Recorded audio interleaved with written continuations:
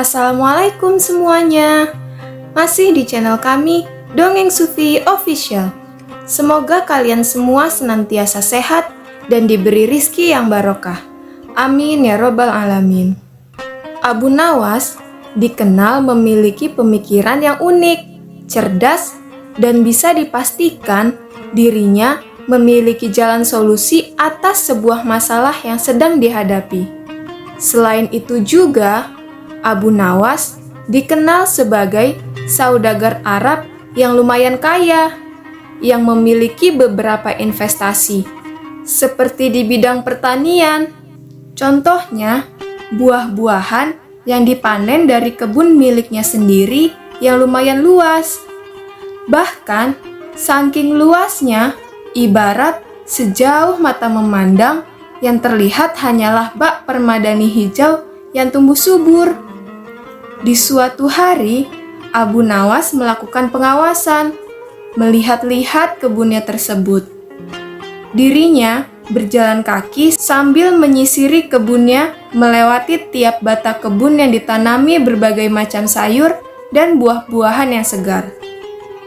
Abu Nawas sangat bangga dan bahagia melihat tanamannya yang tumbuh subur dan menghasilkan banyak sekali buah yang berkualitas. Ucapan rasa syukur terus-menerus terucap dari bibir Abu Nawas kepada Allah Subhanahu wa Ta'ala.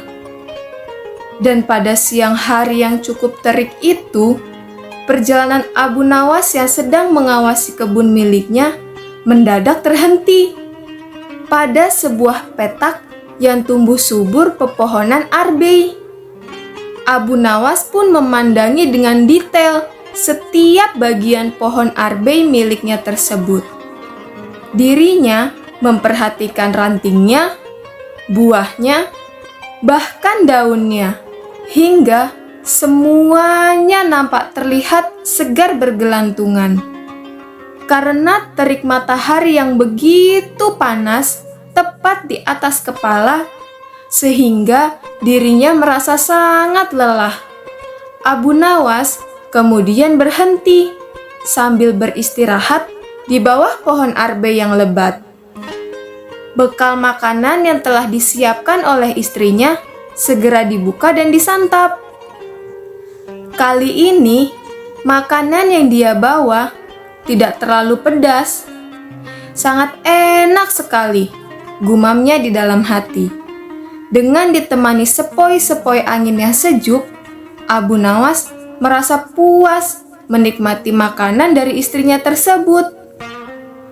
Setelah dirinya merasa kenyang, Abu Nawas menyandarkan diri di batang pohon arbei. Sambil melihat ke atas, dilihatnya buah arbei yang ranum. Saat itu pula, Abu Nawas memandangi juga buah labu yang ada di petak seberangnya.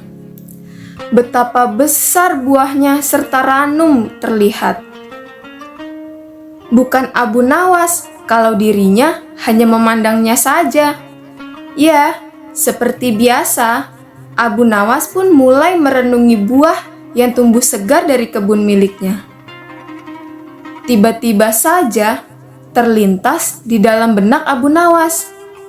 Saya itu heran, apa sebabnya pohon arbei yang sebesar ini, akan tetapi buahnya hanya kecil saja. Padahal pohon labu yang merambat dan mudah patah saja bisa menghasilkan buah yang besar-besar, gumam Abu Nawas dalam hati.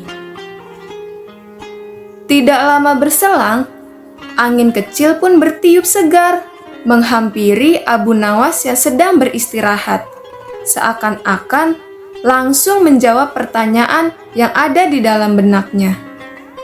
Ranting buah arbei pun bergerak-gerak dan saling bergesekan keras sampai terdengar di telinga Abu Nawas. Dan beberapa saat kemudian, ada satu biji buah arbei jatuh tepat di kepala Abu Nawas yang sedang tidak memakai sorban.